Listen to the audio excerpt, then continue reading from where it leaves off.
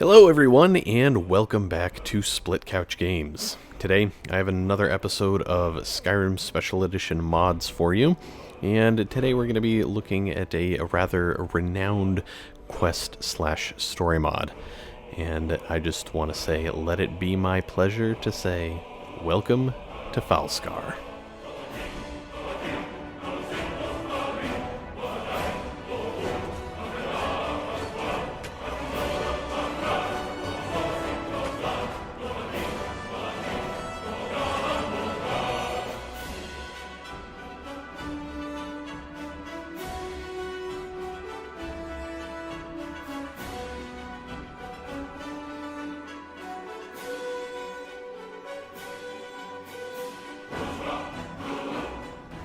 Now, Falskaar is a rather well-known, massive quest/lands mod. It adds an entirely new area to the game known as Falskaar that is approximately about the size of Solstheim. At least that's what I've heard. I can't do, or rather I haven't done any sort of legitimate size comparison between the two, so there's no way for me to be sure if those statements are true, but that is what I have heard from other people that have played this mod. Now, this mod is started by going, or after you install it and everything, load it up. It is very important that after you first load up your game with the mod active, that you wait a few in-game hours in order to have all of Falskaar's content, kind of load in and get settled. You could potentially run into scripting issues if you don't wait for that couple of hours, so you will want to make sure that you do that. After you've done that, you're going to want to go to Riften and speak with, I believe it's pronounced Yalamar. He's an old baker man in the city of Riften. Or, alternatively, you could go straight into Echo Deep Mine, which is a new dungeon that has been added to the northeast of Riften. From there, you'll fight through the dungeon, which turns into a Dwemer ruin, and from there you will go through a portal, and you will end up in Falskaar, and your journey shall begin.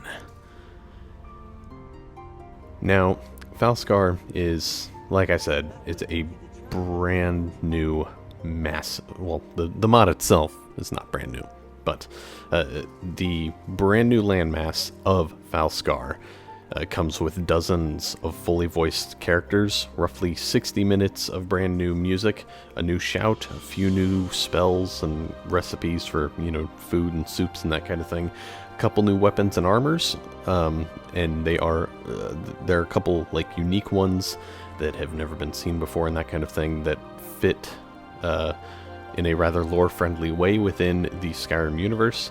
And there are also a few reskins of existing armor types.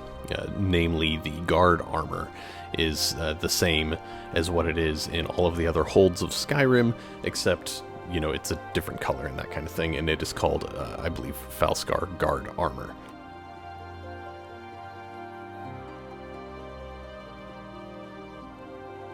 And on top of all of that, you have 26 brand new quests. This is going to include a 9-quest long main story and 17 side quests. Just a couple of quick examples of those side quests would include, a haunted lighthouse, retrieving a shipwrecked treasure for someone, and saving someone from bandits. Now, there are a lot more details that go into those quests that I'm not going to spoil for you, and all of the footage that you're seeing in the background of this video was taken from very early portions of the mod, and I did that intentionally to avoid spoilers because the entire point of large quest-based expansion mods is simply to explore and experience yourself. Now, one notable thing that you'll find about Falskaar is that the dungeons within Falskaar kind of have a very wide range of quality. There are some that are very small, even as small as maybe just 1 or 2 rooms that are joined together. And then there are others that are completely massive. Now, unfortunately, the larger dungeons are typically kind of reserved for the main quest line of the game. Not all of them, but most of them. So a lot of the additional exploring that you might be able to do outside of those linked to a quest is going to be kind of limited in the sense that you won't get much out of some of the dungeons. Again, not all of the dungeons are going to be small that aren't a part of the main quest, but a handful of them are. Now, one of the things that Falskaar is most often criticized for is that it is a seemingly mainly flat area. And looking at the minimap, you can tell that it does lack a certain, I guess, natural appearance. Comparing it to the maps created by, Bethesda and everything for their developed lands of Skyrim, Solstheim, all that kind of stuff. It does have a certain kind of bleak flatness to it, and in the game there is a lot of straight flat terrain, which is a little unfortunate. However, there are a lot of places where I think that flat terrain actually works, and all of the terrain isn't flat, it's just more flat than what it is in Skyrim. Even some of the plains areas in Skyrim, that are maybe empty, not as cliffy, and devoid of trees, are still rather hilly and have, some cliffs, kind of going up. It'll create like a hill and then drop off into, a pool or something. And you won't really get a whole lot of that here, but there is enough variety in the terrain for you to not get bored. It's not just like a flat plain for the entire area, but it is something that is easily noticeable.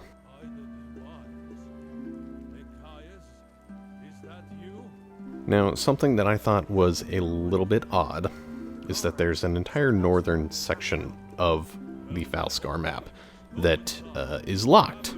I couldn't figure out how to unlock it. I don't know if maybe there's a side quest that goes up there that maybe I just didn't discover or something, but the main quest didn't go up there. I thought it would, because if you tried to go to the northern area through a cave in the mountains, it will tell you that, that the area's been locked down for hundreds of years, and, maybe one day they'll open up again. So I don't know if the mod author had originally intended to expand upon his mod and open up that area and just never got around to it, or if maybe, like I said, there's a side quest that goes into that area, but the main quest did not. And speaking about the main quest, it is worth noting that the mod author does say on his Bethesda.net page that the main story, on PC would originally have been accompanied with a video outro. It's a recorded video outro with some, audio and some still frame pictures kind of cycling through. And that is a video that he says you may want to watch because the ending as it stands in the mod currently could be a little bit confusing. I didn't find myself necessarily confused after completing the main quest. I just found myself kind of wanting more. It didn't really feel like I had like a true conclusion. I understood what happened, but it didn't... I felt like I was lacking closure. And watching the video did actually help remedy that. So if you do download this and you do play through it, I do recommend watching that video after completing the main quest. Now, the last thing that I'm going to talk about here is the file size of Falskaar. It currently clocks in at 614.8 megabytes, which for us Xbox One users is quite a hefty price tag. If you're like me and you're running tons and tons of mods already, chances are you are dancing that fine line between having a completely full 5 gigabyte allotment and, maybe just enough for a couple small mods.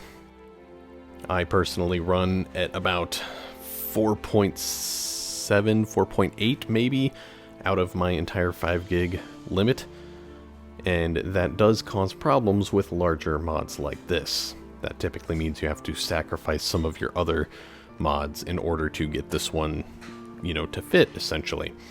And because it does tie into the core game and add elements to the core game, it is highly recommended that if you install this mod and you play through it, you do not uninstall it until you are finished with that character. The alternative would be to create a brand new character, install the mod, and play it only on that one character. This is not a mod that is recommended for uninstallation. It is technically possible, as you can uninstall any mod. However, a rule of thumb is that any script-heavy mods, like, large quest mods like this one, it is recommended that you do not uninstall them mid-playthrough. So if you do want to play through this on an existing character, either plan to keep this mod in your load order for the entire duration of that character, or create a new character. You could potentially try creating like one save that is before you loaded the mod, and then just once you load the mod, create a brand new save and only use that one save. But again, that isn't necessarily a recommended path for this type of thing.